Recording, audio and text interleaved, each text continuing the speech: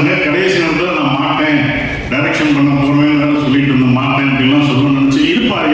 எப்படியாவது கேளுங்க, கடைசியாவது படம் ஒரு தடவை கதை சொல்லிடுறீங்க, கதை நல்லா இருக்கா இல்லையா கேளுங்க. இல்லை சார் இல்லைங்க சார் ப்ளீஸ் சார் போட்டோ எடுங்க, போட்டோவும் எடுத்துட்டாங்க. எதுவுமே பண்ண முடியாத மாதிரி ஒரு லாக் பண்ண மாதிரி சுற்றி பண்ணிட்டாங்க.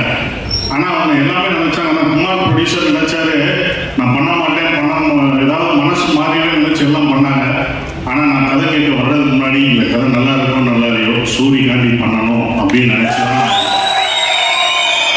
நடிகை நான் இருந்ததுன்னா அதுக்கு முக்கிய பங்கு கண்டிப்பாக இந்த இயக்குனர் எல்லாத்துக்கும் அனைத்து எங்கள் அண்ணன் சசிகுமார் அவர்களுக்கும் சமுத்திரங்களுக்கும் அந்த பங்கு நிறையா இருக்குன்னு நான் சொல்லுவேன். எந்த நேரத்தில் நிறையா படங்கள் நான் அவங்க வச்சுருக்காங்க. கன்னியாகுமரி பாட்டு லாங்குவேஜ் நான் அவ்வளோ பண்ணுவேன். அவர் சொல்லிக் கொடுத்துருக்காங்க எனக்கு.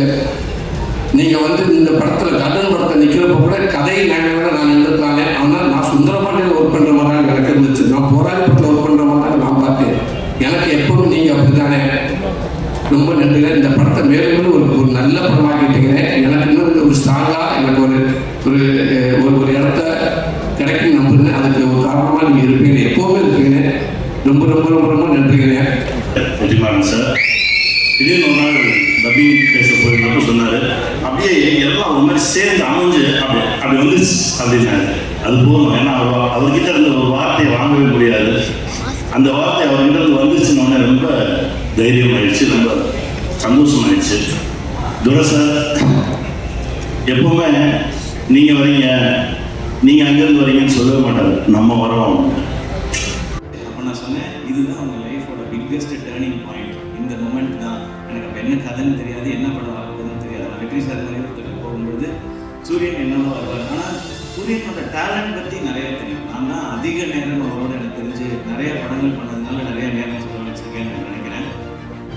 காமெடி பண்ணுற ஒருத்தர்னால எமோஷன்ஸையோ சீரியஸான விஷயத்தையோ நிச்சயமாக சாலிடாக பண்ண முடியும்.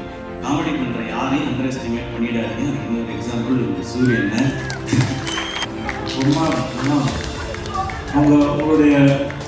உங்களோட பேச்சு வந்து ஒரு இயக்குனர் உங்களை எவ்வளோ சந்தோஷமாக வச்சுருந்தீங்க. செஞ்சு அவ்வளோ அழகாக இருக்கணும்னு சொல்லிச்சு. வெற்றி சார் சொல்லிட்டு இந்த செந்தில்குமார் வந்து மனிதர்களை கையாளுவது மிகவும் நல்லதாக அன்புல வந்து பார்த்தீங்கன்னு சொன்னாங்க. செந்தில் நம்மளும் ஒரு படம் பார்த்தா முன்னாடி வருஷம் பார்த்தேன்.